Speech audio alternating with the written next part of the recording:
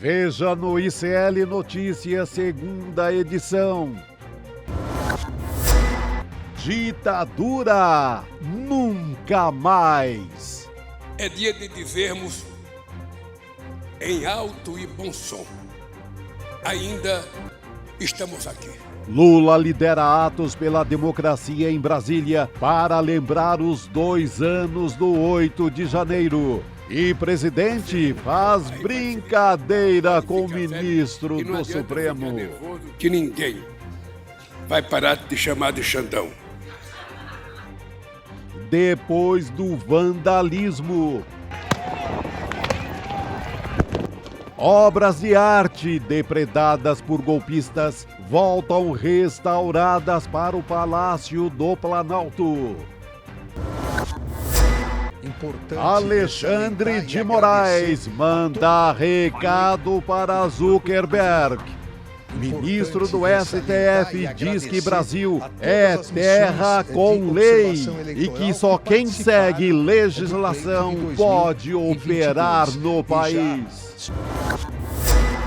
O ICL Notícias, o veículo mais confiável do Brasil, está no ar. É dia de dizermos em alto e bom som: ainda estamos aqui.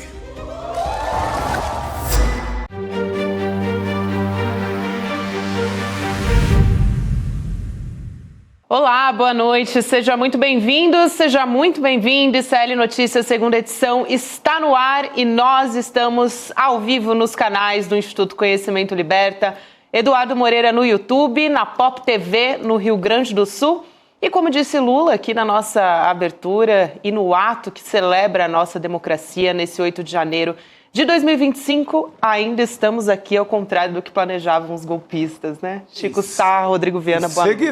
Permaneceremos aqui, né? Para defender a democracia e justiça, mais justiça social no Brasil, né? Não é a democracia formal é importante, importantíssima, mas melhorar um pouco também, reduzir a desigualdade, que vem devagarzinho acontecendo, né? Vem acontecendo, a gente vai falar muito sobre esse ato para defender a democracia no Palácio do Planalto. A gente completa hoje e falamos também no ICL Notícias primeira edição sobre os 2 anos dos ataques às sedes dos 3 poderes. A gente teve devolução de obras raríssimas aonde elas pertencem, né? Elas estão voltaram, aliás, como a obra de Cavalcante, por exemplo, e também vasos, né? Uma ânfora, inclusive.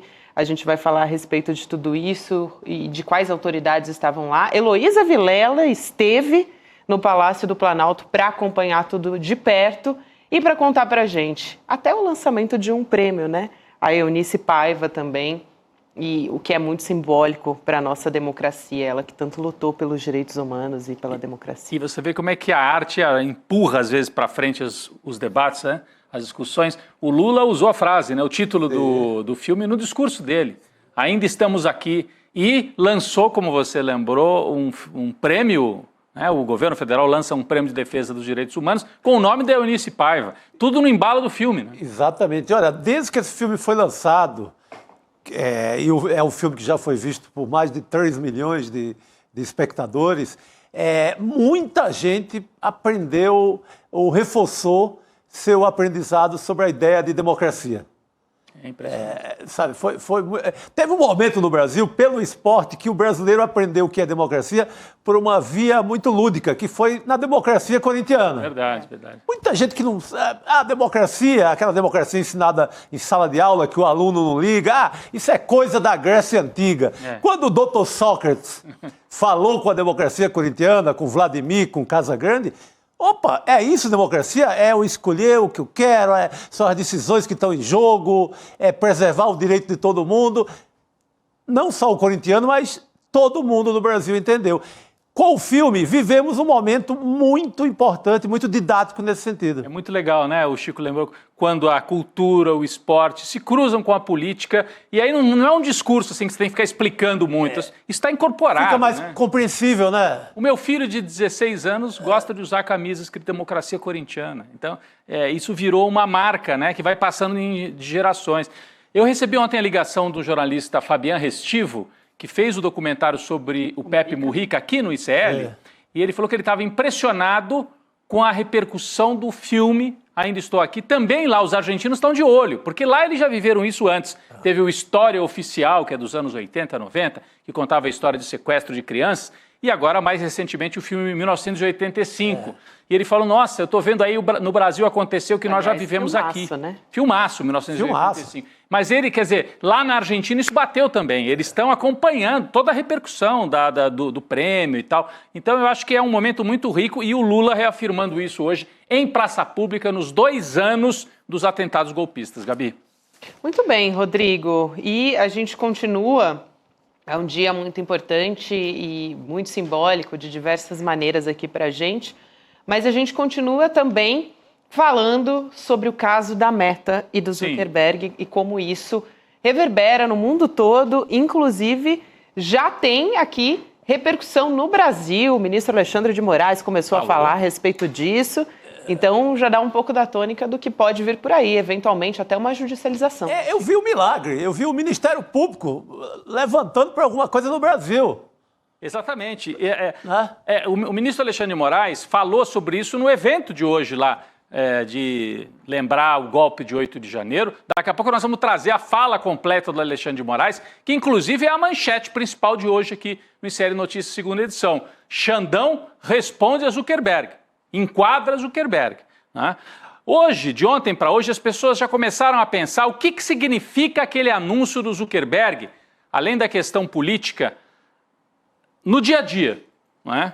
Uma das consequências, ele anunciou, não tem mais essa restrição de ataques pela questão de orientação sexual, de gênero, liberou geral. Na Meta agora liberou geral em nome da liberdade de expressão. E aí, o jornal O Globo foi buscar o que isso significa na prática. E aí temos essa manchete. Na prática significa, olha isso aqui, Meta passa a permitir que usuários classifiquem gays e trans como, abre aspas, doentes mentais. Passa a ser aceitável para esse sujeito aqui, ó.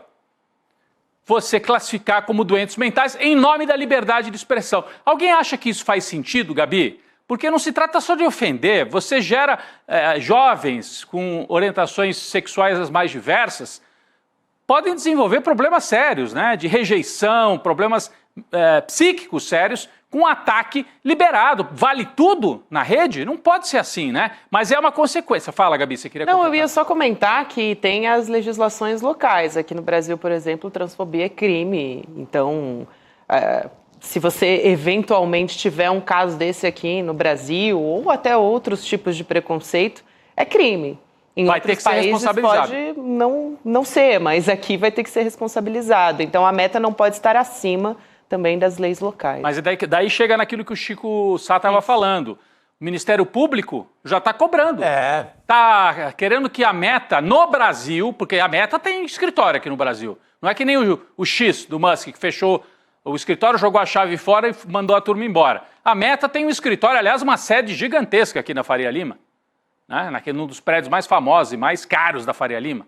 Então, gente, tem sede no Brasil. Vai permitir isso aqui? Isso aqui é crime no Brasil.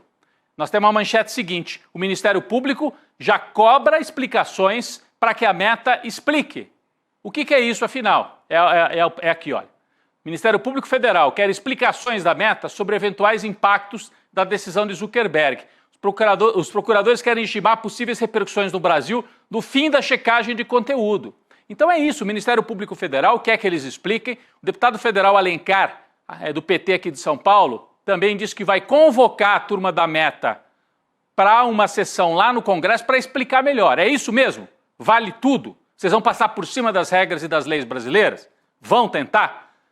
É a consequência do discurso de ontem do Zuckerberg se alinhando com o Donald Trump. Essa aliança ficou muito clara. Então nós vamos continuar acompanhando, isso aqui vai ter repercussões importantes no dia a dia e o Brasil vai dar a resposta. O Alexandre de Moraes, como a gente vai ver daqui a pouquinho, já mandou o recado. Daqui a pouquinho a gente volta nesse tema. Mas eu queria rapidamente, antes da gente voltar para o Alexandre de Moraes respondendo ao Zuckerberg e para o ato lá em Brasília, para lembrar os 2 anos da tentativa de golpe, Dizer que a aliança da Meta do Zuckerberg com o Trump é só uma parte de algo muito maior e muito mais preocupante. Um grande bloco de extrema-direita que se consolida nos Estados Unidos. O Zuckerberg coloca a Meta nesse bloco, no bloco da extrema-direita, que tem a pretensão de unificar internamente os Estados Unidos e parte também para uma política expansionista fora do território dos Estados Unidos. O discurso do Trump, que vinha do primeiro mandato, Make America Great Again, fazer a América grande de novo, agora adquire ares expansionistas muito perigosos, porque nos fazem lembrar da história da humanidade, do Ocidente no século XX. Os regimes de extrema-direita no século XX, estou falando do nazifascismo, tinham como uma das suas características o expansionismo. O Hitler tinha aquele discurso de que era necessário para a Alemanha garantir o seu espaço vital. Isso foi um discurso que, durante todo o tempo, até ele chegar ao poder e depois, estando no poder, ele pratica. O que era o espaço vital?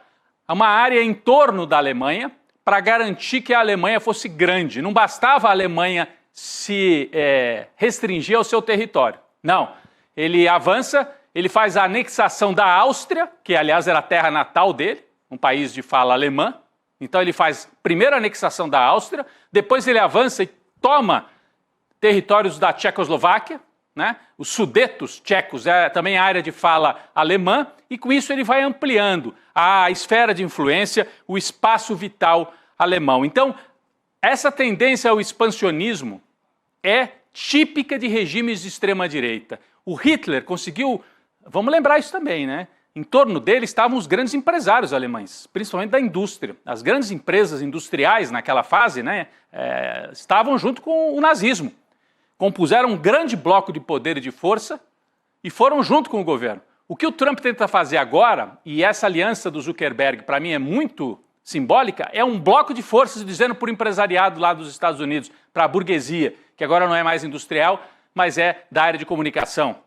Vamos agir juntos e, se necessário, expandir na força parceria entre o poder econômico e o poder militar dos Estados Unidos, como eles sempre fizeram, mas retomar isso agora de maneira mais explícita. E o Trump, nos últimos dias, eu quero chamar a atenção para isso, o expansionismo. Ele falou explicitamente sobre expansionismo em 3 direções. Vamos trazer a manchete aqui, a manchete de um dos sites que eu separei, que trata desse tema. O presidente Trump está aqui, ó. Entenda as ameaças de Trump ao Canadá, à Groenlândia e ao Panamá. Espera aí, do que você está falando? Vamos por partes. Ele falou de tudo isso e tem falado ao longo dos últimos dias. Vamos começar com o Canadá. O Trump fez uma postagem hoje, numa rede social lá nos Estados Unidos, com esse mapa aqui. Olha isso, gente. Olha que grave isso, Gabi. O mapa do Canadá com a bandeira dos Estados Unidos por cima. Isso aqui é a América do Norte. Os Estados Unidos deveriam terminar aqui, mais ou menos, ó. Ele expande a bandeira dos Estados Unidos como se a América do Norte inteira estivesse sob comando dos Estados Unidos. Na prática, faz desaparecer o Canadá. Então, é aquela história do espaço vital do Hitler, agora reciclada, por enquanto no campo do discurso. Ah, será que isso não é tudo só ameaça vazia? Ele não vai cumprir? Vai nessa. As pessoas diziam isso do Bolsonaro, quando ele fazia aquelas afirmações exageradas em 2018. Ah, isso aí é exagero retórico, ele não vai fazer nada disso.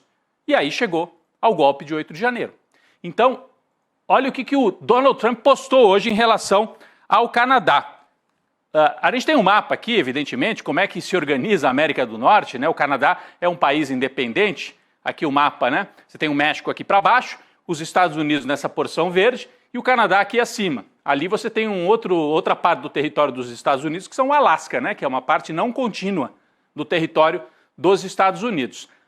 O Canadá, como se sabe, tem uma parte que fala francês, que foi ocupada pelos franceses. E aí, no processo de independência dos Estados Unidos, se configuraram 2 estados, né? Os Estados Unidos aqui para baixo, é um processo longo, não vou retomar isso aqui, e o Canadá acaba se unificando acima como um estado independente. O Trump tem falado, não é de agora, dessa semana, ao longo de vários anos, que o Canadá é um problema. A existência do Canadá é um problema.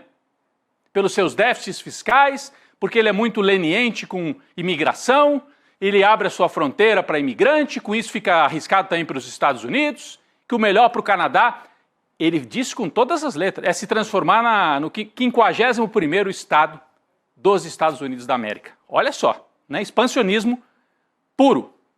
O partido que está no poder do Canadá, o Partido Liberal, do demissionário primeiro-ministro Trudeau, respondeu.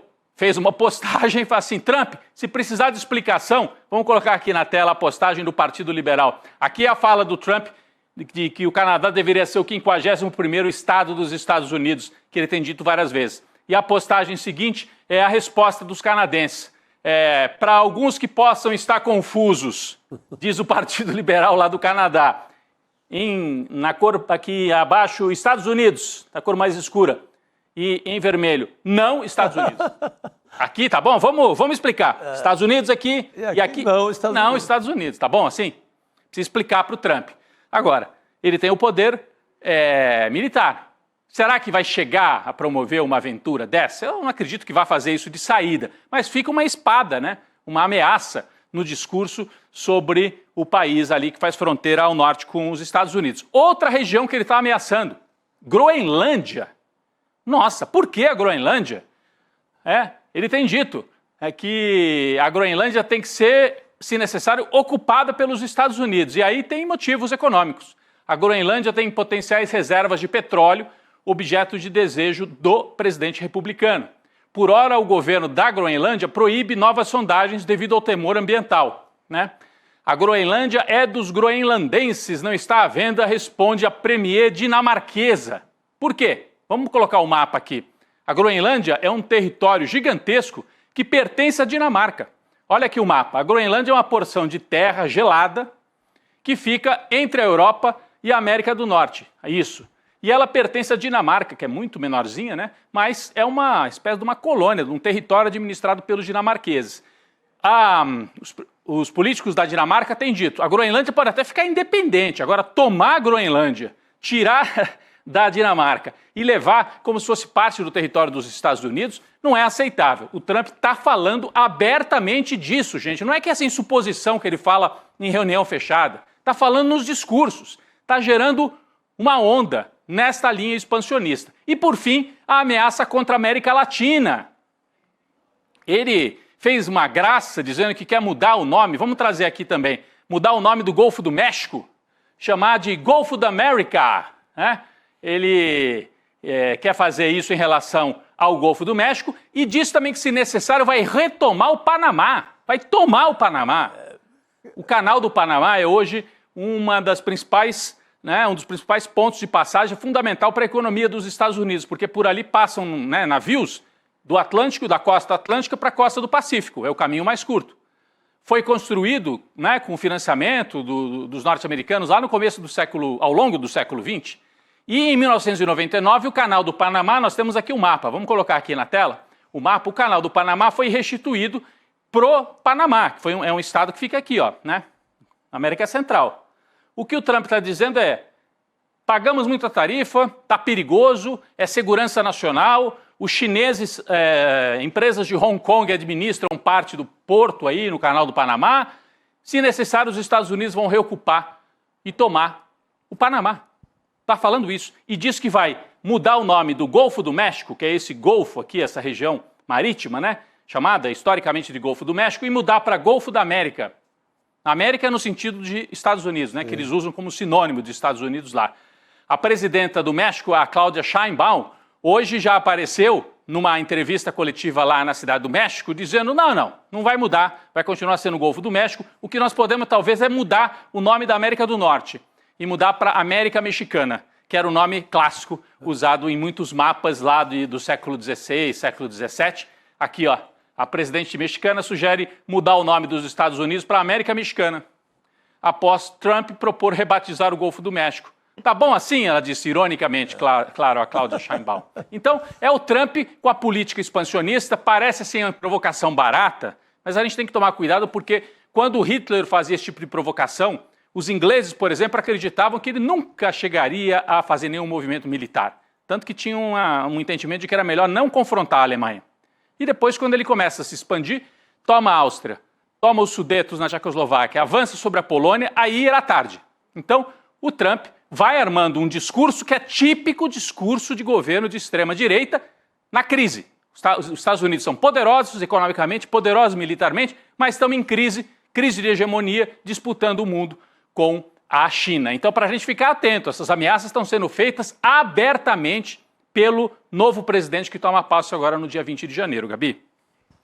Muito bem, Rodrigo. Eu queria, antes da gente continuar, trazer um recado que eu acho que o pessoal aqui que está nos acompanhando vai gostar.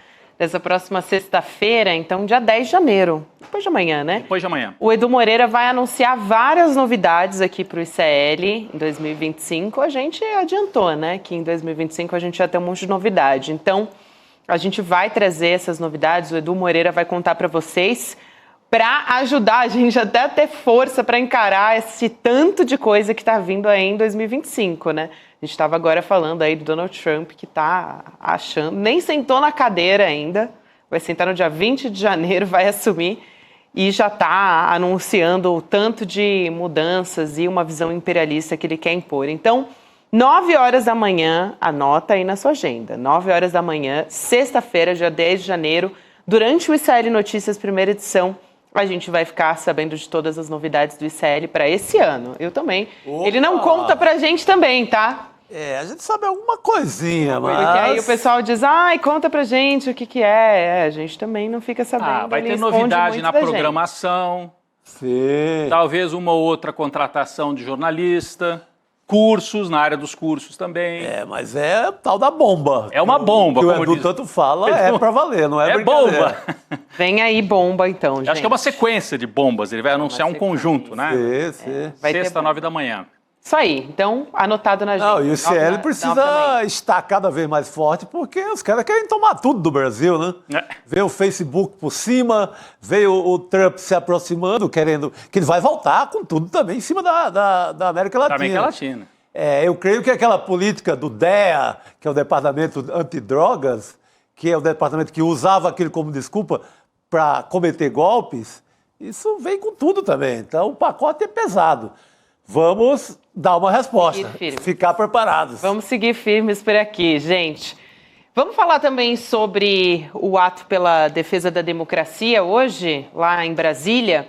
O governo Lula promoveu hoje diversos atos para lembrar do nosso 8 de janeiro. 2 anos do 8 de janeiro. Foi um dia bastante longo, com diversas reverências ali ao 8 de janeiro. Começou super cedo e já com a devolução das obras de arte. A gente até trouxe imagens de manhã também, obras que foram depredadas durante o 8 de janeiro e que voltaram agora para o acervo da presidência, depois de um ato lá no Palácio do Planalto, liderado pelo próprio presidente Lula, claro, e também houve um abraço simbólico ali na Praça dos Três Poderes. A gente vai trazer imagens também. E, como eu já adiantei para vocês, Heloísa Vilela estava lá, vai contar para a gente como foi. Elo estava trabalhando muito hoje.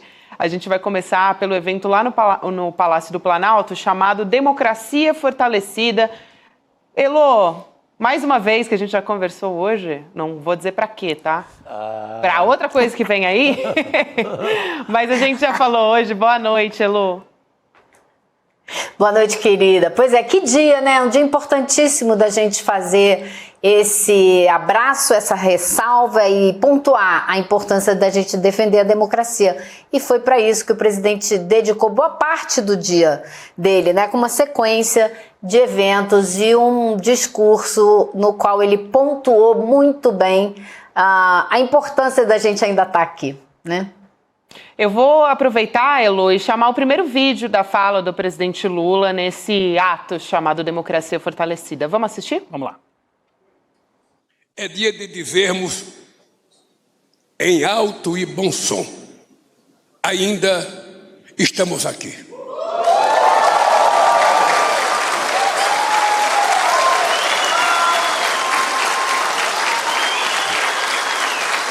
Estamos aqui para dizer que estamos vivos e que a democracia está viva, ao contrário do que planejavam os golpistas de 8 de janeiro de 2022.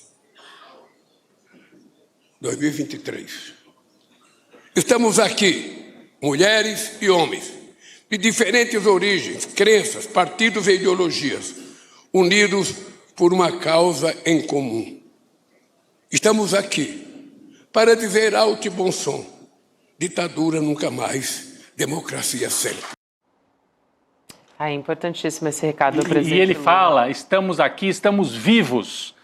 Lembrando indiretamente, né, Ilô, Claro. que como mostrou o relatório, a investigação da Polícia Federal, parte do plano era, se necessário, eliminar aqueles dois que estão aí na tela, ó, o Lula e o Alckmin, e o Alexandre de Moraes, o Xandão, que também estava presente aí no evento no Palácio do Planalto. Também estava presente, o próprio Lula brincou, né, com o Brincou com o apelido do Xandão. Mas a Ilô estava lá, né? isso. Acho que era legal ouvir o depoimento da Ilô, de quem estava perto. Eu né? acho, gente, que assim, ele fez um texto, né, um discurso todo pontuado por essa ideia de que ainda estamos aqui. E por que estamos aqui é que as crianças estão sendo vacinadas. Porque estamos aqui é que a democracia está funcionando. Ele teve uma hora que foi muito bonita também. Estamos aqui em nome de todas as Marias, Clarices e Eunices. Né? Então foi uma série de falas onde ele lembrou também dos homens negros e mulheres negras e jovens negros que não podem ser perseguidos pela violência policial por conta da cor da pele. Ele falou também da necessidade de proteção dos indígenas. Ele falou das mulheres que não podem continuar sendo vitimadas pela violência. Enfim, foi uma sequência de momentos sempre pontuando que o fato de estarmos aqui, estarmos nós democratas, né, nós que defendemos esse sistema democrático, é que garante que essas pessoas também estejam aqui. Então, acho que foi um discurso muito bem construído, muito bem pensado e com alguns detalhes que acho que a gente vai destacar aqui ao longo, né, do programa, mas que o tema central, a ideia central foi muito bem construída em cima do que está mobilizando a sociedade brasileira de uma forma assim, emocionantemente forte e bonita, que é o filme que trouxe à tona uma das histórias, ou apenas uma das histórias de desaparecidos nas mãos do Estado brasileiro no período da ditadura. Que importante essa mobilização que o filme tem colocado. Eu comentei aqui da brincadeira que o presidente Lula fez com o Xandão e a gente tem o vídeo desse momento.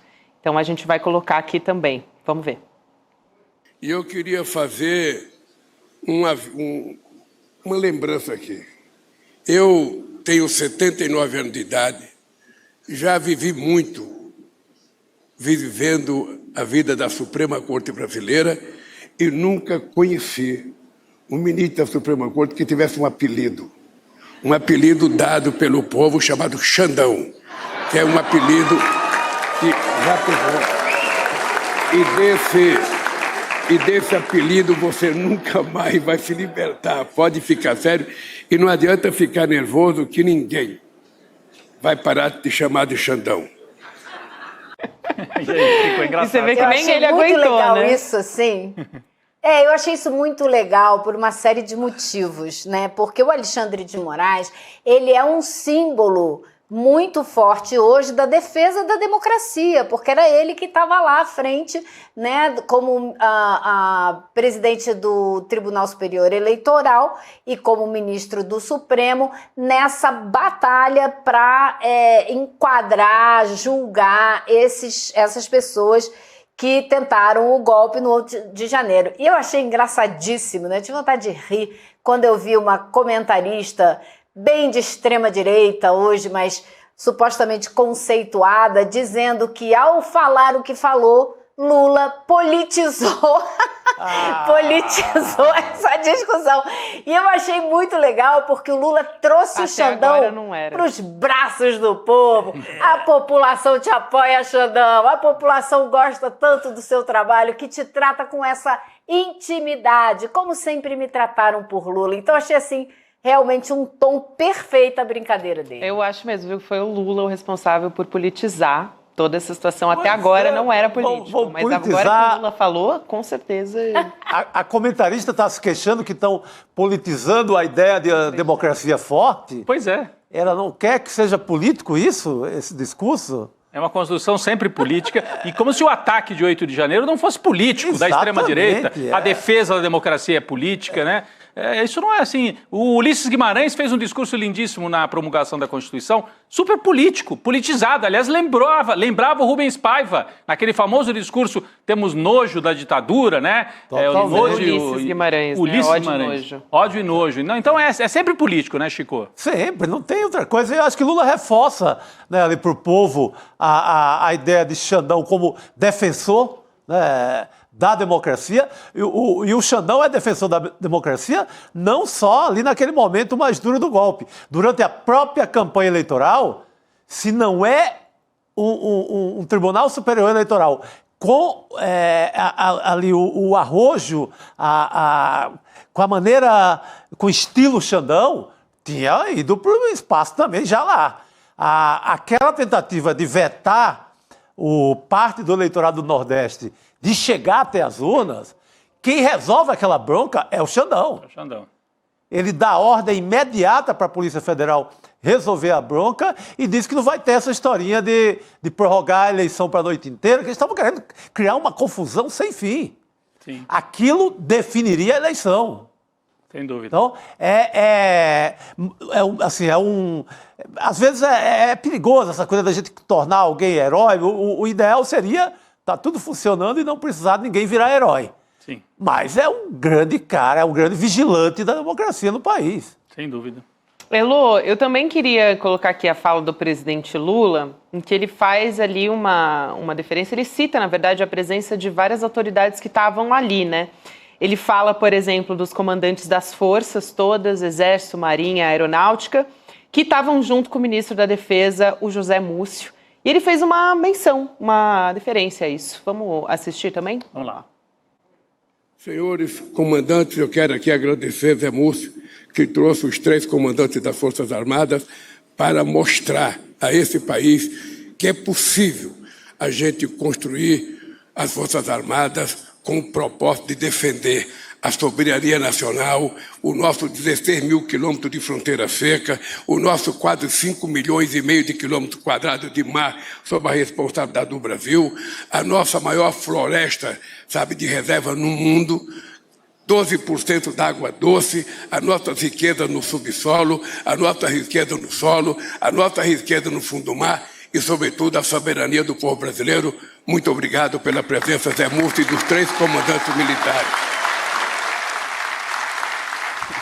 Oi, Elô. Para ajudar a identificar o Rodrigo e Elô rapidinho, Olha, mas estão ali, né? O Tomás Paiva, o Marcos Sampaio Olsen e o Marcelo Damasceno, que são os comandantes das 3 forças. Eu ia só pedir para a Elô trazer um pouco desse bastidor, porque a gente vê, as autoridades estavam ali nas primeiras filas, eu vi também o Haddad, vi os ministros do Supremo, o Gilmar Mendes está ali também, e outros ministros, mas a gente ouve o tempo todo aplauso, né? A gente, assim, aplaudindo. Qual era o clima que estava ali dentro do palácio? Não era, assim, um clima frio, né, Elô? Em vários momentos tem ebulição, assim, do público durante as falas do Lula, não é isso?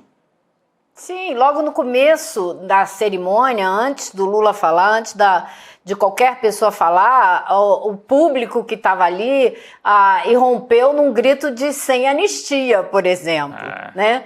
Gritaram sem anistia com força e outras coisas nesse sentido. Então havia uma parte da plateia ali que não era de representantes do governo, que eram representantes dos movimentos sociais, que participaram da cerimônia no Palácio para depois descer a rampa e participar daquele abraço na Praça dos Três Poderes. E essas pessoas fizeram várias interrupções, várias manifestações muito mais contundentes do que todos os discursos feitos ali na cerimônia. E eu achei muito interessante, na hora que o Lula falou das forças, eu até anotei, porque chamou muita atenção o tempo que ele dedicou para dizer, primeiro para falar da presença dos 3 comandantes. José Múcio trouxe os 3 comandantes, foi o que ele disse, não foi assim, eles foram, né? Zé Múcio trouxe. E ele deu uma aula, rapidamente, de qual é a função das Exato, Forças Armadas sim. no Brasil, né? De defender todas essas coisas que ele citou, o fundo do mar, tarará, as fronteiras e a soberania. Então, foi assim, olha aí, vocês estão aí, valeu, obrigado, mas é isso aqui que vocês têm que fazer e nada mais, tá legal? Foi bem claro, assim, achei bem direto. Montar acampamento na frente de quartel, não. Não. Por favor, né? Politizar, não. Aí sim, cabe o não politizar. Forças Armadas não é para fazer política. É para cuidar de fronteira, é para cuidar da segurança nacional. Não é? Não é para fazer tweet em véspera de julgamento do Supremo Tribunal Federal, não é para abrir a AMAN para candidato de extrema-direita fazer comício lá dentro, como eles abriram para o Bolsonaro, né? Porque o Bolsonaro é que trouxe as Forças Armadas para o poder ou as Forças Armadas é que ajudaram a levar o Bolsonaro para o poder? São né? duas mãos. São duas mãos. Duas verdades aí. Não é só aquela coisa junto de... e misturado. Né? Exatamente, Elô.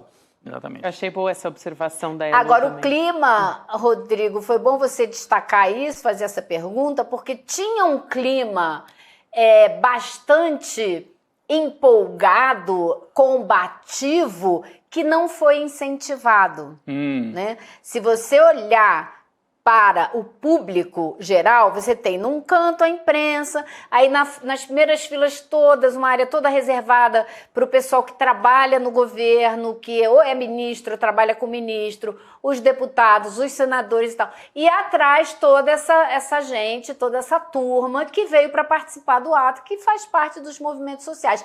Esses sim. Esses queriam gritar sem anistia, Bolsonaro na cadeia, isso tudo foi gritado lá. E ninguém do lado de cá dando força para esse tipo de manifestação, ouvindo de maneira comportada. Comedida, né? Assim, moderada. Acho que foram falas moderadas, apesar de firmes do Lula ao longo de todo o pronunciamento, né, Gabi? Exato. E também teve, aquele abraço simbólico à Praça dos Três Poderes, que era algo que foi anunciado desde o início e que estava sendo muito esperado. Então ele desceu a rampa, foi um gesto importante. Vamos assistir esse vídeo também, descendo a rampa e tendo esse momento. Vamos lá. A gente pulou a parte do discurso do amante. Aí, a gente não tem áudio, aliás, né? A gente está vendo só as imagens ali de Lula descendo a rampa, ele está de mãos dadas com a Janja, ao lado dele, acho que está a dona Lu Alckmin, né? Se eu não me engano, ali do outro lado. Lu Alckmin, o representante do Senado de terno claro, não é? Que é o veneziano. A Maria do Rosário, do lado esquerdo, que representou o Lira, né? Representou a Câmara. E estava o Lewandowski do lado dela, ao lado dela ali, tá vendo? Maria do Rosário, Lewandowski, Lula, Janja, Alckmin, Lu Alckmin. Eu esqueci o nome do representante do Senado. Veneziano. É isso. Veneziano, isso, obrigada. Que é da Paraíba, senador da Paraíba. E assim eles descem a rampa e vão para esse abraço. O Lewandowski também, né? O Lewandowski também. A praça estava na ponta esquerda também. Mas é isso, foi um dia bastante longo. Esse foi só um dos momentos, um dos atos simbólicos ali. Teve também a entrega das peças. Ficou toda essa discussão, Gabi, se o número de pessoas ali era representativo, tinha que ter mais gente, tinha que ter menos gente. E eu ouvi, dentro do Palácio, uma outra avaliação, dizendo, olha, pro que a gente achou que ia acontecer, foi até muito mais gente do que a gente estava esperando. Então, assim, não era a ideia de saída que fosse um grande ato público, né? Dia de semana, no meio da manhã. Realmente, se você quisesse fazer um grande ato público, você não ia marcar esse dia, essa hora. Mas o dia é o dia, né? O dia 8 tinha que ser esse dia. Agora, então, não sei. Elô, eu ia pedir para a nossa equipe colocar de novo a imagem da praça, bonito ali, formando a palavra democracia. É no final desse trecho, né, que vai aparecer. Então o presidente com os outros convidados desce a rampa e se junta ali ao povo que havia na praça e forma ali, tem uma imagem. É bonito, foi algo necessário, importante que tenha sido feito. Agora, era possível, eu não vou dizer que você ia juntar a multidão que foi para a posse, né? No dia 1º de janeiro de 2023, eu estava lá. Ali era uma multidão impressionante que tomou conta de Brasília. Eu acho que não iria nunca juntar aquela multidão. Mas juntar 10 mil pessoas, 20 mil pessoas, era possível. Encher aquela parte central ali da Praça dos Três Poderes, que é grande, hein? Quem conhece Brasília sabe que cabe muita gente, era possível. Eu acho que houve assim também, foi feito de última hora, a decisão de fazer o evento. Ontem mesmo o Guilherme Amado dizia pra gente que, entre outros motivos, a ausência do Pacheco, por exemplo, está louco para ser ministro, não tem motivo nenhum para desagradar o Lula. Ele tinha programado estar fora de Brasília e foi avisado de última hora que o evento aconteceria. O Lula não programou isso com muita antecedência, até pelas questões de saúde que ele teve em dezembro. Então eu acho que poderia ter sido melhor programado e tomara que no ano que vem se faça de uma maneira mais articulada. Tem que encher essa praça no dia 8 de janeiro, sabe? Que é fácil, né? Que não precisa nem multidão, é uma praça só. Não tem problema. 10, 20 mil pessoas é algo que as forças progressistas de Brasília colocam, se for bem mobilizado, né, Ilô?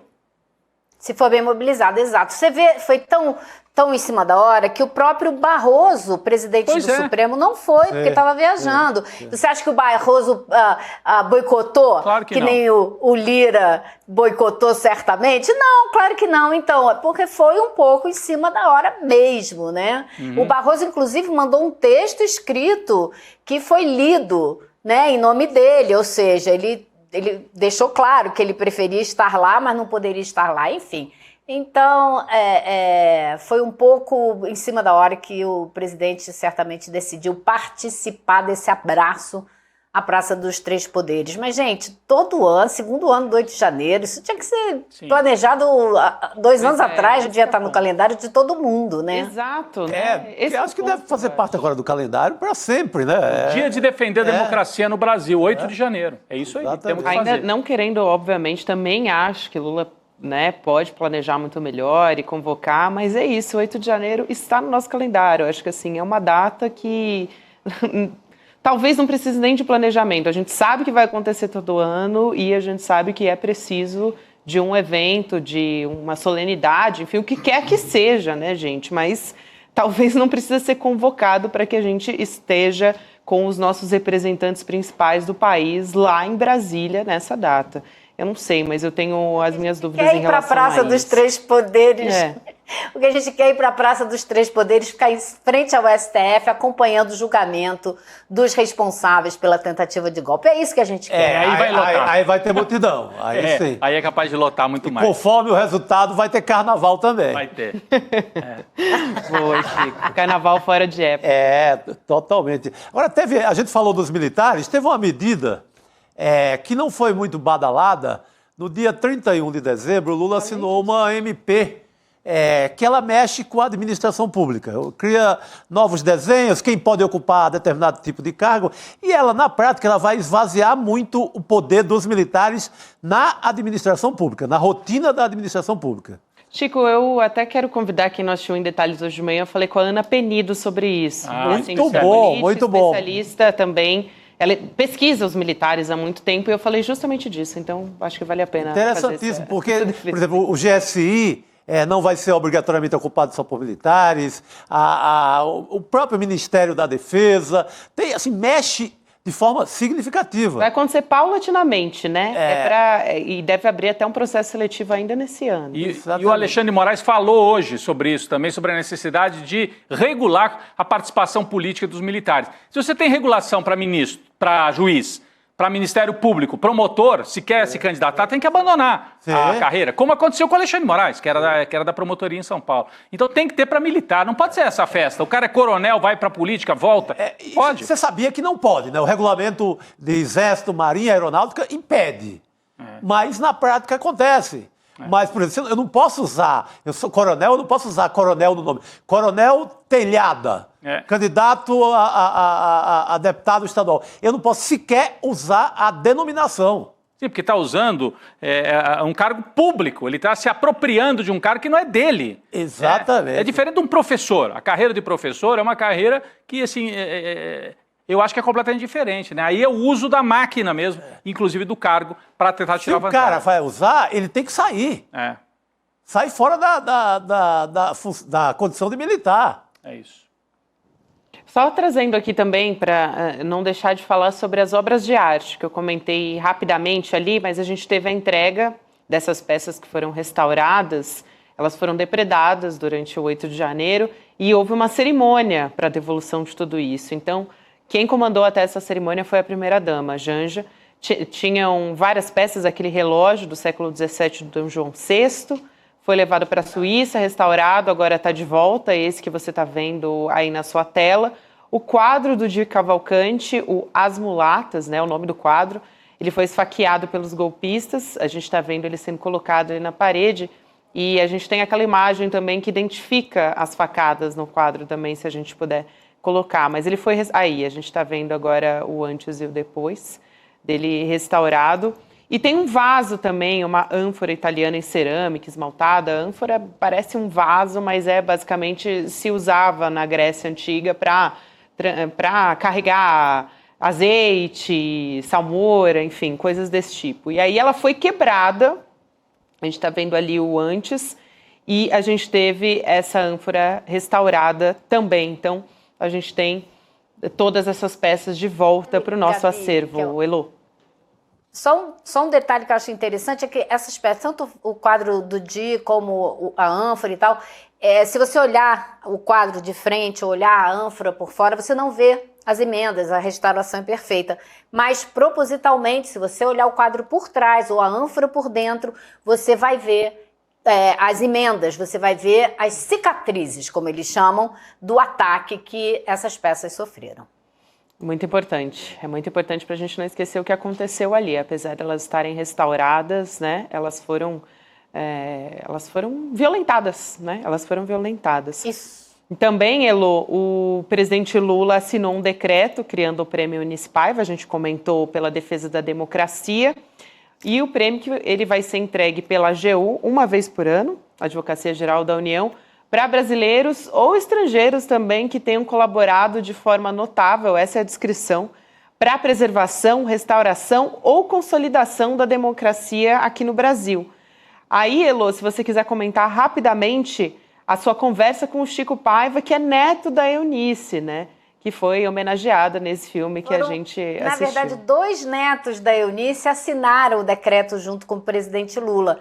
E eu conversei rapidamente com o Chico Paiva, que me falou do orgulho da família, como eles souberam de última hora, só souberam ontem, foram convidados para a cerimônia para fazer essa assinatura, mas que ficaram super mobilizados porque acham que era exatamente o que a avó sempre dizia, que a gente precisa trazer à tona as histórias das outras famílias, das outras pessoas, trazer à tona toda a história do que aconteceu durante a ditadura militar, que, claro, a família deles agora está em evidência, mas está longe de ser a única que passou por isso. Então, eles realmente, a família está muito mobilizada com essa história toda e achou incrível a criação do prêmio, que vai ajudar a trazer outras histórias à tona.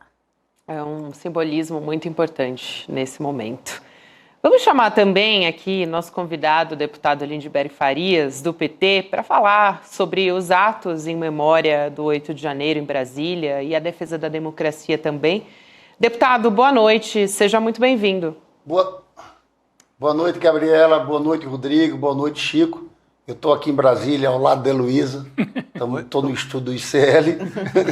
É um prazer estar participando aqui com vocês. Muito bom. Prazer é nosso. Deputado, eu gostaria de começar lhe perguntando o que o senhor achou do ato, porque teve gente que achou que devia ser um pouco mais quente, digamos assim. Eu queria saber a sua opinião. Eu achei o ato muito importante.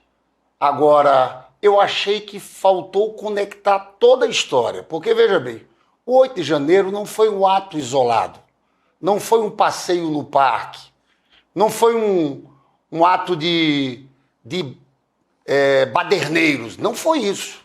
A gente tem que entender o processo como um todo. Eu senti falta disso, Chico Sá, nos discursos. Sim. Porque, veja, a gente começa, você sabe que o tenente-coronel Mauro Cid, a Polícia Federal, pega no computador dele uma reunião gravada de Bolsonaro com 22 ministros em julho, antes das eleições. O general Heleno ali falava em virada de mesa. Aquele general Mário Fernandes, que está preso, no mesmo dia deu uma declaração dizendo que tem que ser uma junta militar, como o golpe de 64. Ou seja, eles tinham um plano de golpe desde antes das eleições. Depois da eleição, a gente sabe o que aconteceu.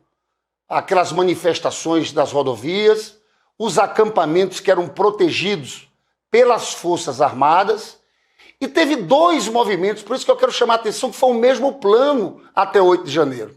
Um primeiro movimento da minuta do golpe, que foi escrita, e teve 3 reuniões com os comandantes militares com Bolsonaro. Uma reunião no dia 7 de dezembro, que Bolsonaro apresenta. Uma reunião na semana posterior e a última no dia 15 de dezembro. Nessa última, o comandante do Exército, Freire Gomes, é taxativo. Nós não vamos entrar nisso. Mas veja, ao mesmo tempo tinha uma operação paralela. Operação Punhal Verde e Amarelo. Ela começa, Heloísa, no dia 9 de novembro. Foi naquele dia que o general Mário Fernandes imprime várias cópias daquela operação, vai para o Palácio da Alvorada, numa reunião com Bolsonaro. Quero chamar a atenção que dia 11 saiu uma nota muito ruim dos 3 comandantes militares, falando sobre aqueles protestos em frente aos acampamentos, falando inclusive do poder moderador das Forças Armadas ali. Dia 11.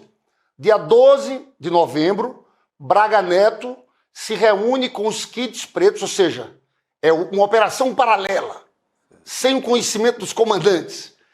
E ali começa o processo de monitoramento do ministro Alexandre de Moraes. Isso tudo, o relatório da Polícia Federal traz isso tudo. Eles começaram a acompanhar os passos, dia a dia, do ministro Alexandre de Moraes. Dia 15 de dezembro foi o dia que aquela operação Punhal Verde e Amarelo, que a gente sabe que teve a parte que era a Copa, onde vários kits pretos chegaram a Brasília e foram até a casa do ministro Alexandre de Moraes e a operação foi suspensa às 9 horas da noite. O motivo ninguém sabe, mas talvez tenha sido a reunião dos comandantes militares com Bolsonaro, que foi no mesmo dia 15. Tem gente que diz que o que faltou foi a assinatura do Bolsonaro. Olha só, isso aí é dia 15. Passa isso. Eles continuam planejando.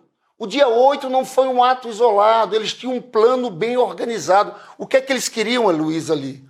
Eles queriam, a partir daquela intervenção, que contou com a participação dos kits pretos. Você sabe que o Capelli, que foi interventor, foi presidente da UNE, eu fui presidente da UNE, é um grande amigo. Ele me conta que naquele 8 de janeiro, 44 policiais militares foram feridos. Todos disseram, nós temos experiência com manifestações. Aqui era diferente. Eles tinham tática. É como se fosse tática de guerrilha. O que é que eles queriam provocar a partir dali? Eles queriam provocar a GLO. Queriam que o presidente Lula chamasse uma GLO. Eu quero chamar a atenção de vocês. Quem era que estava indicado ali nos últimos dias do governo Bolsonaro para comandar aquele comando de operações especiais de Goiânia, que é os kits pretos? Tenente Coronel Mauro Cid. Exatamente. Decretada a GLO, Mauro Cid assumiria imediatamente aquele comando, que é um comando especial feito, sabe para quê?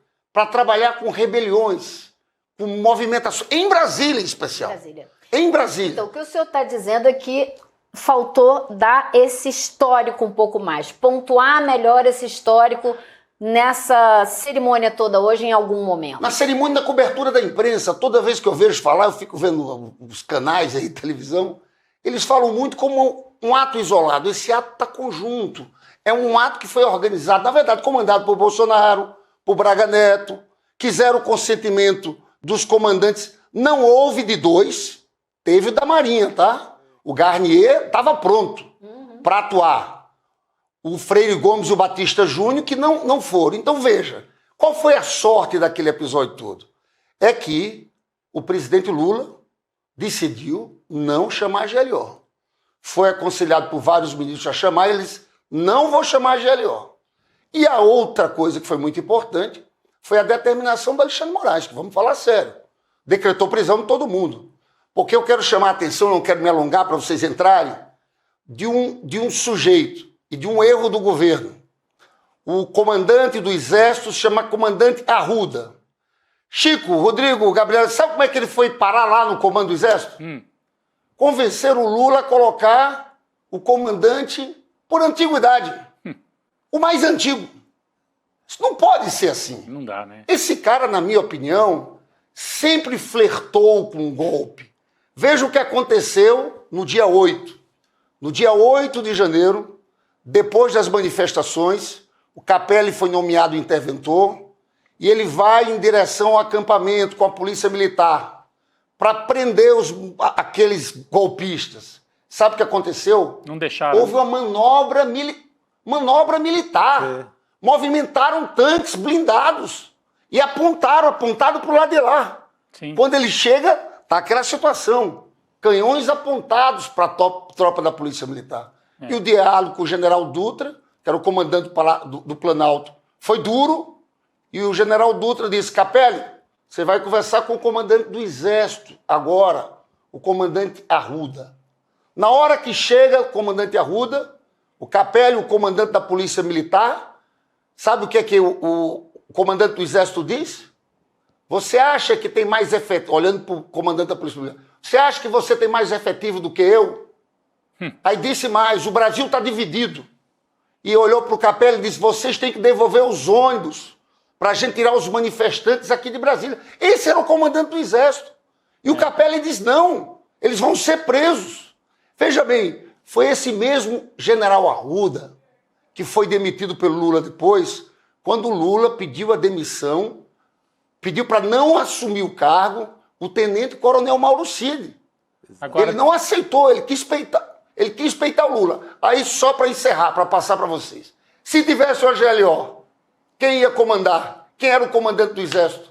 O Arruda com o Mauro Cid. Não, eu achei muito boa essa retomada. Não, eu achei muito boa essa retomada, porque a gente perguntou sobre o ato de hoje, mas o deputado faz o link. O que faltou no ato de hoje foi contar essa história que ele acabou de contar aqui pra gente. Contar a história completa. Passo por passo, chegando para esse momento que talvez seja um dos momentos mais dramáticos da história recente do Brasil, quando o Capelli vai varrendo, tirando os golpistas com as tropas. Ele tinha sido nomeado pelo Flávio Dino para fazer isso e fica frente a frente com os chefes do Exército, com os golpistas que estavam acampados lá no Exército. Mas eu queria, depois desse resumo muito bem feito que o deputado Lindbergh fez aqui pra gente, retomar a ideia. A gente mostrou aqui as imagens ali na Praça dos Três Poderes. É claro, foi bonito, estava escrito ali democracia, um abraço à praça. Agora, nos próximos anos, deputado, o senhor não acha que devia se tentar manifestações um pouco mais massivas, né, mobilizar um pouco mais? Foi feito de última hora. Ok, foi bonito, foi importante. Mas não é necessário transformar, a gente falava disso, né, Chico, Gabi, o 8 de janeiro tem que estar como a data da defesa da democracia no Brasil, né, Chico? A gente tem que mobilizar nesse sentido, né? Sim, não, e contar a história completa.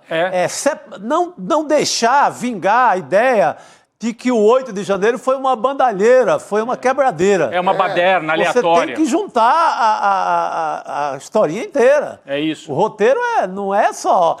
então dia 8, quem sobrou na frente dos quartéis resolveu fazer uma baguncinha lá. Não é isso. Era a culminação de um golpe que terminaria com a GLO, como explicou aqui o Lindbergh. Mas sobre a mobilização de rua, né? Ali foi um ato bonito na praça, mas acho que faltou um pouco mais de povo, né, deputado? Olha, Rodrigo, tem um problema claro aqui. Você sabe que eu estava no Rio de Janeiro, cheguei em Brasília ontem, eu faço o malho na Smart Fit. A Smart Fit estava completamente vazia. Brasília, em janeiro, não é fácil. Não é só o mundo político. As pessoas saem daqui. Eu sei dizer que não está fácil mobilizar. Eu acompanhei isso de longe porque a Gleisi se envolveu. Claro que a decisão de fazer o abraço foi da última semana. Mas a quantidade de reuniões que a Gleisi fez, com tudo que é entidade, e é de fato um período difícil de mobilização. Sim. Ninguém mais que a gente queria que ali tivesse cheio. A Gleisi trabalhou 24 horas por isso. Eu estava preocupado que fosse mais vazio, eu achei o final até bom. Sim. Eu vi vocês falando, todos nós queremos que aquela manifestação fosse maior, mas as condições objetivas aqui não eram muito simples, até para mobilizar gente de outro estado. Mês de janeiro, essa data, não é simples. Agora, mobilizar, deputada, é algo que está difícil de uma maneira geral para todos os assuntos na política brasileira. E eu queria aproveitar, então, esse gancho desse assunto e lhe perguntar o seguinte: o senhor vai ser o líder do PT né, a partir desse ano. Vai ter uma briga feia pela frente, porque a gente está aí na perspectiva de ver o juro subir mais uma vez, e foi uma grande briga sua esse ano inteiro que passou pela queda dos juros. A gente ainda não conseguiu ver o Congresso discutir e aprovar a medida que tira um pouco mais de dinheiro lá de cima para dar mais dinheiro aqui para baixo. Essa parte da reforma tributária ainda não foi tratada. Então, virão para a sua assuntos difíceis, né, que vão necessitar de muita briga e que, se tivesse mobilização popular, tornariam talvez a sua vida um pouquinho mais fácil. Como é que o senhor está vendo esse ano que vem aí? Olha, eu acho o seguinte, vamos lá, extrema-direita vai ter um processo de defensiva, porque vai ter o julgamento e a prisão do Bolsonaro. Eu conheço muito esse inquérito. Quero dizer a vocês que estão nos assistindo, muita gente pergunta, mas vai ser preso mesmo? Vai ser preso.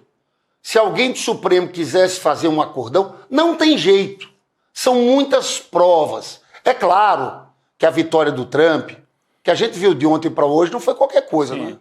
Nós estamos entrando numa fase, é uma viagem nova, a gente não sabe onde é que isso vai dar. O senhor está falando do Zuckerberg, né? Facebook. Claro, tanto da meta do Facebook, quanto a coisa do Trump, falar em anexação do Canadá, da Groenlândia. É um negócio de... Você pode dizer, pode ter exageros, ele não vai fazer isso, tudo bem. Mas ele pode tentar desestabilizar a América Latina. Sim. Eu não tenho dúvidas. A gente aqui tem que estar esperto, porque eles podem. É uma turma de extrema-direita, violenta. Então, claro que isso dá um ânimo a essa extrema-direita brasileira, mas aqui não tem jeito. Bolsonaro vai ser julgado e vai ser preso no próximo ano. Qual o nosso maior problema, na minha avaliação, Gabriela? É o mercado. O que o mercado e a Faria Lima estão querendo fazer no governo é um cerco. Essa história de aumentar a taxa de juros em 1% da taxa Selic e deixar 2 pontos, foi um guindance, como eles falam, 2 pontos, é um escândalo. É para parar a economia, eles querem sabotar. Como é que eles querem que a economia pare? Por quê? Porque, apesar de tudo, eles diziam que a economia brasileira ia crescer 0,8% no primeiro ano. Cresceu 3,2%. No segundo, diziam que ia ser 1,5%. Vai crescer mais de 3,5%. A renda cresceu, Chico, 11%. É muita coisa. Sim. Isso é fruto de políticas como o aumento, a valorização do salário mínimo, que a gente sabe que foi reajuste zero com o Temer, com o Bolsonaro, o Bolsa Família turbinado, a retomada de programas. Tem uma política, essa nova indústria brasileira, é uma coisa importante, Rodrigo. Olha, tem crédito pelo BNDES, Caixa Econômica e Banco do Brasil, de mais de 500 bilhões. É uma forma de driblar essa política monetária. E acaba estimulando, a indústria cresceu. Mas veja, eles querem derrotar o governo. E eu estou convencido que eles querem desacelerar a economia. Eu quero, como líder do PT, eu vou assumir dia 1º, começar pegando de cara, com força, essa bandeira da taxação dos mais ricos, 0,1%, isenção de imposto de renda até R$5 mil. Deputado. Eu acho engraçado que esse pessoal... Pode falar, Gabriela. Não, perdão. Eu só não queria deixar de perguntar, porque o nosso tempo está quase acabando. Eu queria muito te ouvir a respeito da decisão do Zuckerberg, da Meta e como isso nos afeta, porque o senhor falou agora mesmo de desestabilização da América Latina. E no fim das contas, isso, quando ele fala da América Latina e tem essa visão muito imperialista de como tudo isso funciona, deixa todos nós muito preocupados a respeito da judicialização desse processo. A gente pode ter algo parecido com o que aconteceu, por exemplo, com o Elon Musk, porque chegou até a retirar, né, o escritório jurídico do Brasil do X, e a gente tem a nossa legislação local, mas ainda muito fragilizada, ainda não está contento, né, da inteligência artificial e a todas as fake news que a gente enfrenta. Então, quero te ouvir a respeito disso e a fala do ministro Alexandre de Moraes, que eu peço rapidamente aqui para a nossa equipe colocar na tela para o senhor poder comentar. Ele disse hoje, aqui é uma terra que tem lei. As redes sociais não são terras sem lei. Olha só, no Brasil só continuarão a operar se respeitarem a legislação brasileira, independentemente de bravatas de dirigentes das Big Techs. Pelo resto do mundo não podemos falar, mas pelo Brasil eu tenho absoluta certeza e convicção de que o STF não vai permitir que as Big Techs continuem sendo instrumentalizadas. Então, queria ouvir rapidamente o seu comentário, por gentileza, a respeito disso. Olha, eu achei a fala do Zuckerberg assustadora, né? É impressionante, né? E é uma rendição ali ao Trump. E Trump depois ainda disse, eu acho que ele fez isso depois das minhas ameaças, né? Mas é algo inaceitável, inacreditável o caminho que a gente está tomando. Então veja, aqui a gente tem o Alexandre Moraes, eu acho que aqui o Congresso não tem condições de regular a divisão ali dentro, eu acho que vai caber ao Supremo Tribunal Federal. Agora veja, essa briga está tomando outras proporções, né? É o Império Norte-Americano, com essa posição. Você veja que o Musk está atacando o primeiro-ministro da Alemanha, o primeiro-ministro do Reino Unido. É uma ofensiva, assim. Teve resposta hoje da União Europeia, porque a Groenlândia é da Dinamarca, que faz parte da OTAN. Então acho que a gente está entrando num outro mundo. Então é fundamental que tenha alguma regulamentação aqui, porque senão não tem outro caminho. Nós temos que apertar. Se eles saírem, paciência. O que não pode é a gente ser dominado por essa turma. Eles podem fazer qualquer discurso. Eles podem atacar a população LGBT, chamando doentes mentais, não acontece nada. São coisas que não dá para aceitar. Aqui uma discussão importante, que é a discussão da soberania nacional também. Veja, isso cai no dia 8 de janeiro. Eu fui dormir e acordei com esse tema Zuckerberg, a Meta e a fala provocadora do Trump contra o Canadá. Que veja, um país rico ali visível, falando em anexação. Sabe o que eu mais gostei hoje do dia todo? Foi da presidente do México. A Cláudia Sheinbaum. Cláudia Sheinbaum. Que ela fez uma exposição com mapa, sim, falando da América Mexicana. A gente mostrou porque aqui. Você sabe, né? A gente mostrou aqui. Você Até sabe, tem a imagem, Rodrigo, se quiser ilustrar a imagem é muito boa, diga. Porque você sabe, Rodrigo, tem um presidente do México, Porfírio Dias, o presidente ditador lá atrás, que ele dizia, pobre do México, tão longe de Deus, tão perto dos Estados Unidos. Você sabe que eles tomaram metade do território mexicano. Sim. E pior que eles tomaram, sabe o quê? A melhor parte, a Califórnia. Sim, podia ser mexicano. Era todo do México.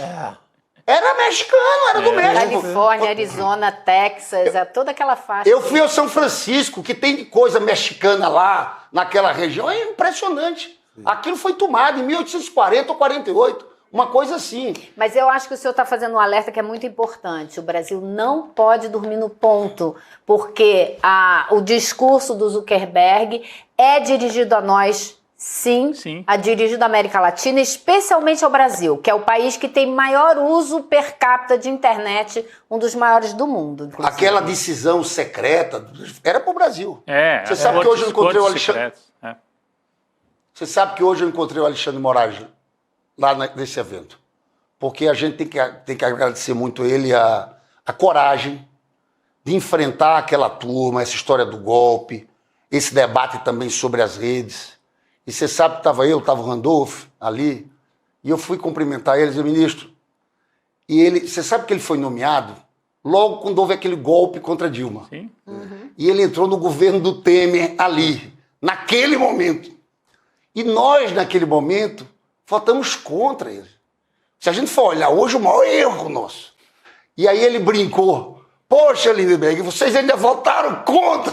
E eu disse, poxa, ministro, porque na verdade aquele era o momento... Como ia saber, né? Como é que ia saber? Mas na verdade eu quero me render aqui, porque eu acho que ele está jogando um papel para a democracia brasileira gigantesca. Eu acho que inclusive nós, às vezes, gente nossa, da esquerda, do PT, tem que se inspirar e tem que ter posições de coragem, de enfrentamento. A gente não pode ir cedendo em tudo. Então, Alexandre Moraes nisso tem que ajudar o ministro Dino nessa guerra contra as emendas, as emendas secretas e tudo isso. O pessoal do PT tem que ajudar o ministro Dino também nessa luta. Claro, eu vou estar lá agora na liderança, a gente vai estar participando, eu tenho o maior respeito, a gente com o Dino ali, a gente vai construir, vamos estar dialogando para tentar construir uma saída. O que aconteceu não pode continuar acontecendo aquilo daquele jeito. Mas eu queria dizer para vocês o seguinte, é um mundo novo, viu, pessoal? É um mundo novo que a gente está enfrentando e acho que a gente tem que ter coragem para enfrentar. E eu encerro dizendo que a briga mais importante para esse governo do Lula dar certo é esse enfrentamento com o mercado, que quer cercar o governo do Lula.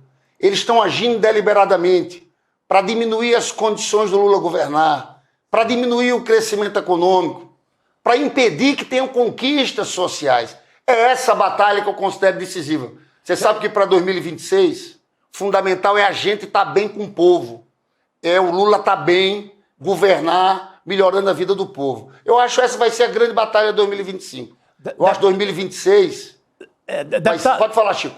Deputado, não, e o mercado financeiro que tem mandado uns recados muito estranhos, né? Não sei se você viu a coluna do Merval Pereira, agora do final de semana. Ele traz um recado do mercado financeiro com a expressão cavalo de pau, que o sentimento do mercado financeiro seria dar um cavalo de pau na política brasileira, no governo brasileiro, porque chegou à conclusão que com o Lula não vai ter conserto. Eu entendi, e está lá na coluna, que já que a gente está discutindo democracia hoje, eu entendi como um recado de um novo golpe. Eu achei absurdo, estranho, mas o Merval Pereira se prestou a esse papel de mensageiro desse recado muito estranho a essa altura. Não tenha dúvidas que é isso. Na verdade, a gente vive aqui no Brasil um processo de golpe permanente. Você lembra, Chico, que quando o Lula foi internado para fazer o exame da cabeça, na hora que teve o anúncio, a bolsa subiu, o dólar caiu. Eles estavam comemorando. Sim. Tem, na verdade, declarações de gente do mercado, tem um economista, André Prefeito, que dizia isso. Sim. A possibilidade do Lula não continuar como presidente. Acho que isso aqui é muito grave. Acho que a gente vai ter que ter coragem, porque, veja bem, a gente não pode cair na armadilha do mercado. Eles disseram que, olha, tem que ter um pacote e tal. Aí o governo lança. Eu quero perguntar para vocês que estão nos assistindo. Vocês tinham alguma dúvida que eles iam dizer que era pouco? Eu não tinha. Então a gente não pode cair nesse jogo deles. Eles agora querem novas medidas. A gente tem que desconsiderar. Eles querem mais corte, sendo que o déficit ficou super perto do mínimo estabelecido. Não ficou perto do teto. Não, e Ou seja, quer mais corte para quê? E um ponto de juros anula todo o pacote quase. Um ponto de juros que sobe, você quase que anula o... Mata. É isso. Rodrigo, isso que você está falando, eu fico revoltado. Se tem uma coisa que me tira do sério, é ver esses analistas na Globo News falando desse negócio. Sabe quanto a gente está pagando de outubro de 2023 para outubro de 2024 de juros? 869 bi. Com esses 3 pontos a mais vai ser 1 trilhão. Sabe qual é a dívida do déficit primário que eles ficam fazendo esse carnaval? Esse ano vai ser, sabe quantos? 20 e poucos bilhões. É 2%. E eles ficam em cima disso. Corta do BPC, corta disso. Vai acabar o mundo. E é uma coisa proibida. Sabe que essa mídia toda aí, sabe por que é proibido?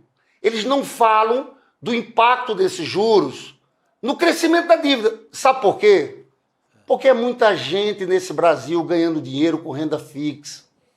Renda atrelada a Selic. É muita gente. E é muita mídia na mão dos bancos também hoje em dia. Mas o problema é financeiro, é gente ganhando dinheiro. É muita gente ganha, sabe quanto? Taxa Selic 14%. Você tira a inflação, é o quê? Quase 10%. Sem fazer nada. Nada. Quem danado vai fazer um investimento? Abrir um comércio?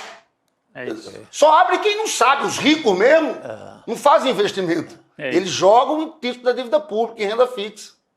Muito bem. É isso, eu quero... bom. Obrigado, viu? Eu sei que eu passei o tempo. Não, mas foi ótimo. Foi. Olha, a audiência aqui subiu bastante, viu, durante a participação do deputado. Tô aqui acompanhando. Quase 20 mil pessoas nos É uma acompanhando conversa agora. que a gente quer ter, né? Um Isso. debate que a gente sempre quer Obrigado. ter. pessoal, Muito obrigado. importante. Eu garanto a vocês que vai ter muito enfrentamento na Câmara agora nesse ano. Opa! Vai esperar por isso. Deputado, obrigada pela sua presença, um prazer te receber. Um grande abraço, deputado Valeu. Lindbergh Farias. Até a próxima. Valeu, pessoal. Um abraço. Boa noite. Boa noite. Elô fica mais um pouquinho com a gente.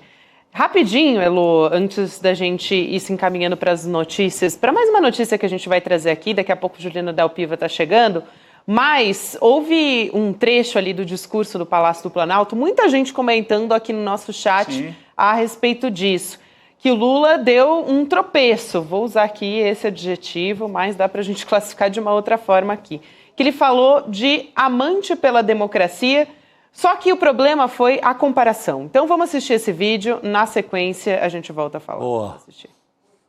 Não sou nem marido, eu sou um amante da democracia, porque a maioria das vezes os amantes são mais apaixonados pela amante do que pelas mulheres. O problema foi fazer a comparação, né? São mais apaixonados pelos amantes do que pelas mulheres, né? Se tivesse, como você disse, né, Chico Sá, ficado nos Tava amantes de ótimo já, Roberto né? Carlos, como amante de... Pegasse a letra do Roberto Carlos, do Apaixonado. amante à moda antiga, que é apenas um homem apaixonado que ainda manda flores. Pra namorada. Tudo bem, pra namorada. Mas não pegou bem. A Janja dá uma olhada assim, Ela né? deu uma olhada pra ele. Como se estivesse reprovando. Ele quis pegar a intensidade do amante e ligar isso à democracia. Mas Elô, o que você achou, Elô? Eu achei que foi aquela nota fora do tom, né? Que não precisava, que rouba espaço na mídia para discussão central e acaba sendo essa quando não devia.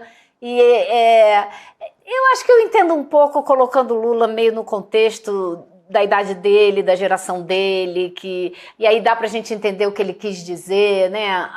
Mas não precisava, né? Podia ter passado sem essa. E o zoom na sala. Na hora, nem imagina. Na hora que um ele olhando falou. pro outro. E as mulheres, eu imagino. principalmente, Não, os e o homens também, né? barulho, o barulho. Ficou sabe? Que foi até difícil ouvir a segunda frase dele após essa fala.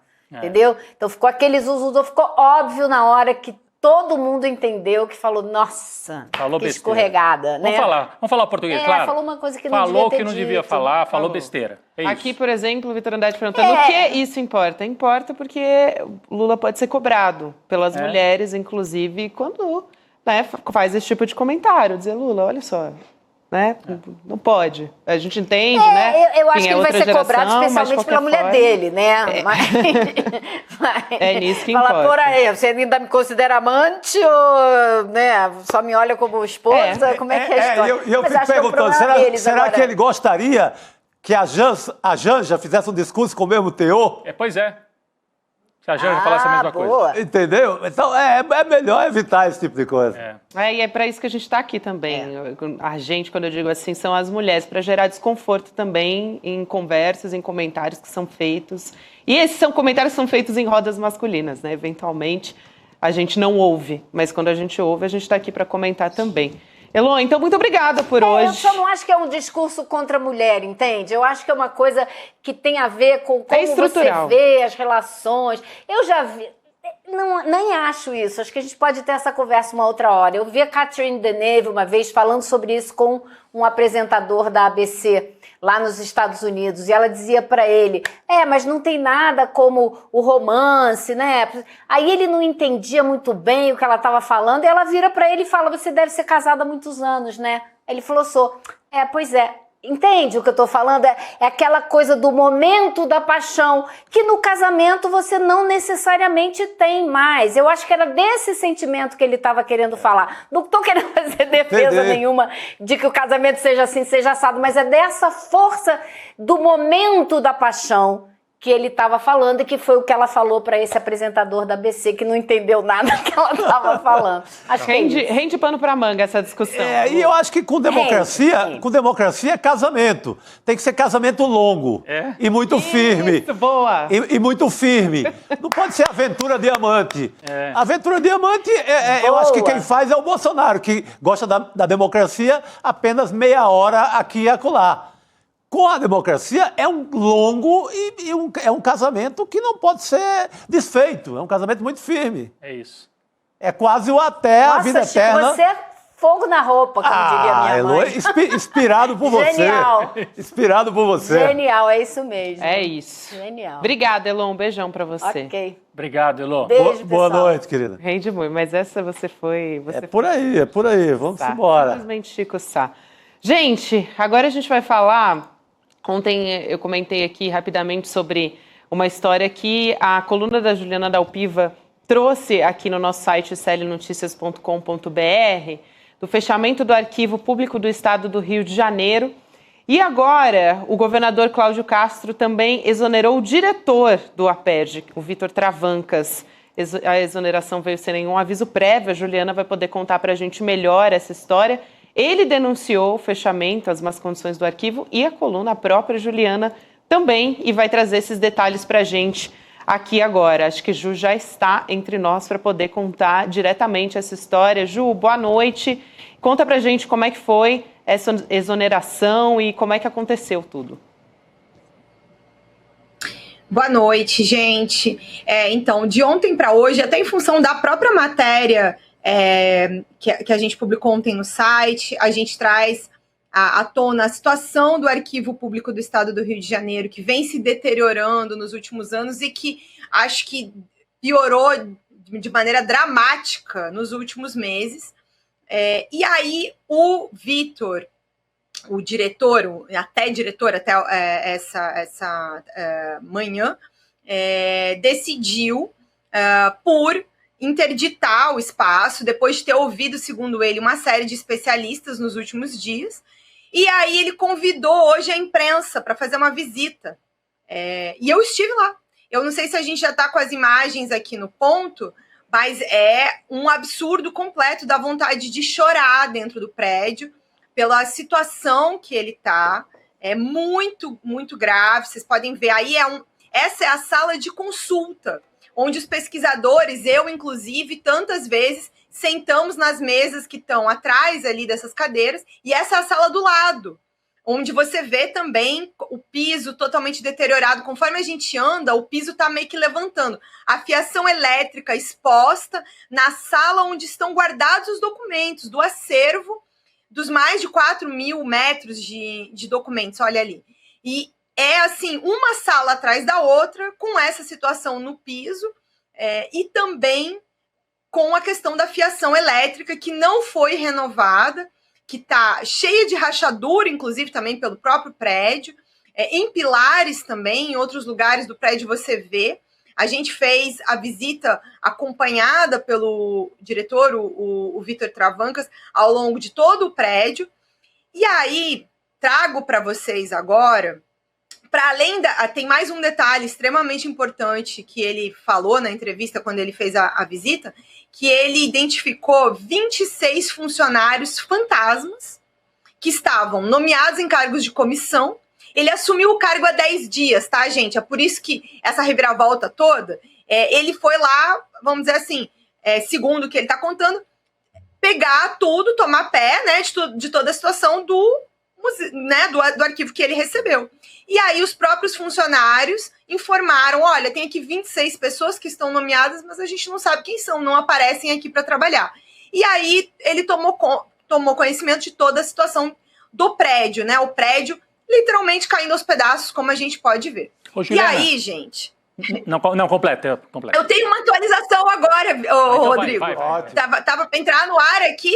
Acreditem, pasmem, o Cláudio Castro exonerou o Vitor Travancas e decidiu abrir o arquivo amanhã. Desse jeito aí que vocês estão vendo, o acervo será reaberto amanhã com suposta consulta. Eu só não sei aonde, porque a sala de consulta não tem nenhuma condição de receber absolutamente ninguém. Não, eu ia só dizer que, acho que foi nas suas redes sociais ou no site ICL Notícias que eu vi, tem fotografia de uma trinca que parece grave, né? Você citou isso agora há pouco, uma trinca, não sei se é estrutural, isso depende de engenheiro para avaliar isso, né?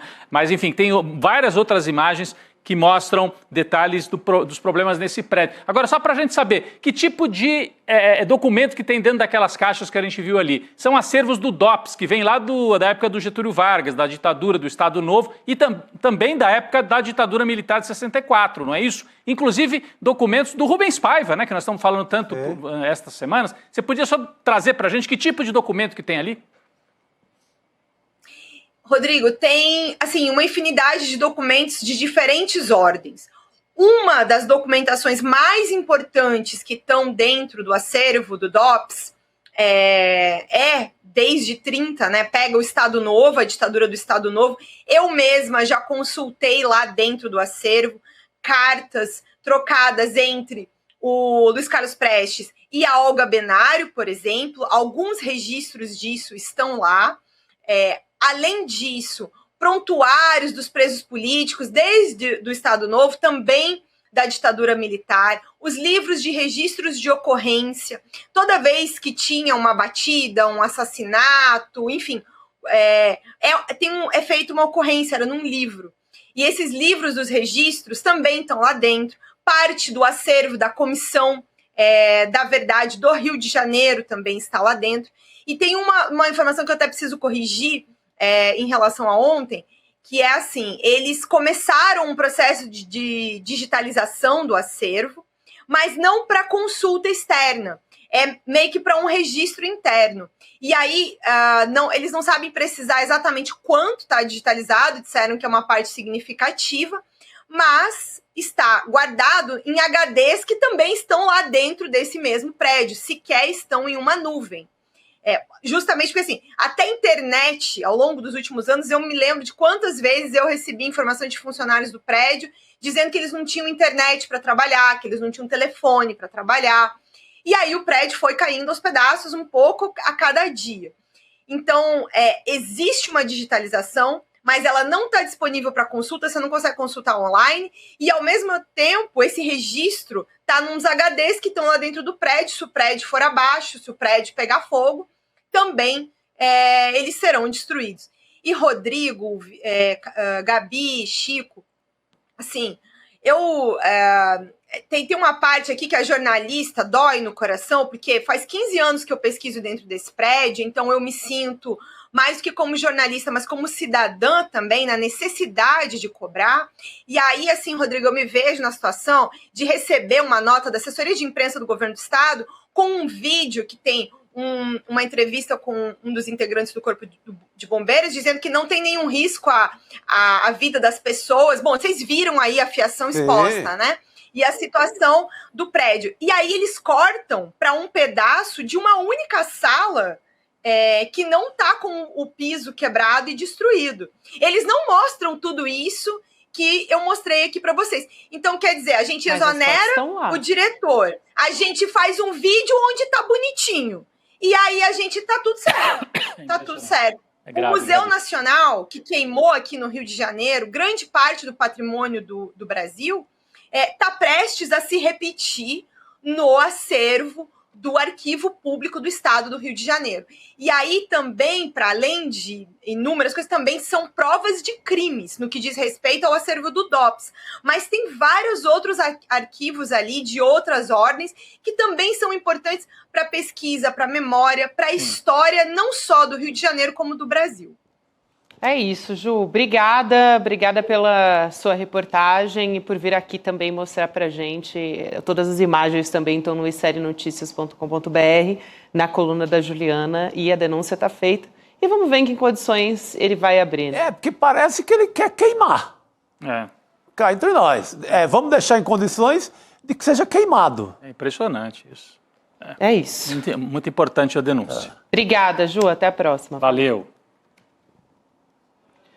Gente, chegamos aqui aos finalmentes. Eu falei no início, né? Trouxe na verdade, informação não, né? A novidade de que sexta-feira Eduardo Moreira vai vir trazer pra gente as novidades em primeira mão, a partir das 9 horas da manhã, no Série Notícias, primeira edição, de tudo não, mas algumas novidades que a gente vai ter em 2025. Então, o que a gente já tem até agora, porque ao longo do ano de 2025 a gente ainda vai trazer muita coisa. Mas então, sexta-feira, dia 10 de janeiro, Eduardo Moreira vai estar com a gente. Ele preparou, né? O ICL preparou diversas novidades e ele vai trazer em primeira mão para a gente. Então, fica de olho a partir das 9 da manhã. E também agora a gente vai ter o Provocação Histórica, né? Tá voltando com o Lindener Pareto. Hoje o tema é Histórias Afro-Atlânticas e a conversa é com a Lucilene Reginaldo. A partir de agora a gente acompanha essa conversa e olha, Provocação Histórica, gente, Faz 4 anos hoje. Então, ó. Caramba! Um dos programas aí já mais antigos do nosso jovem ICL, né? É isso. Fica aqui a Parabéns nossa ao Lindener. homenagem para a Provocação e para o Lindener Pareto também, que conduz o programa há 4 anos com maestria. Não, e assim, só para reforçar, sexta-feira, hein, gente, 9 da manhã, os anúncios aí de programação, novidades na programação do ICL, nos cursos, personagens que vão voltar aqui para as telas do ICL, né, novos colaboradores, jornalistas, enfim, comentaristas aqui nas telas do ICL. Muita novidade que o Eduardo traz para a gente na sexta-feira, né, Gabi? Isso aí, a gente vai acompanhar então, a partir das 9 da manhã, e a partir de agora você acompanha o Provocação Histórica com Lindener Pareto. Chico Sá, Rodrigo Viana, vamos nessa. Amanhã estaremos aqui. Ainda estaremos aqui. Ainda estaremos aqui, firme e forte. Boa noite. Você pode ir para qualquer país e fazer qualquer tipo de documentário. Cheguei a Havana, Fidel me chamou no gabinete dele e se virou e falou assim: o que você quer me perguntar? Essas são imagens inéditas e históricas. Disputar la subjetividad, comprender que las relaciones pueden ser realmente distintas.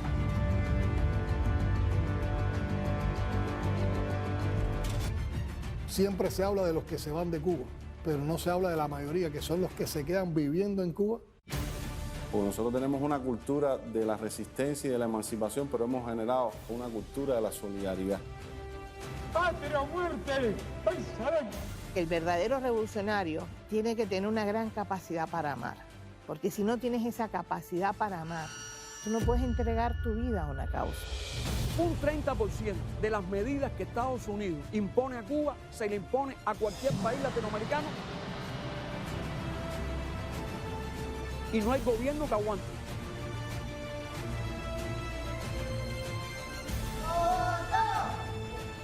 Entrevista com o presidente de Cuba, Miguel Díaz-Canel. Quítenme el bloqueo a ver qué pasa.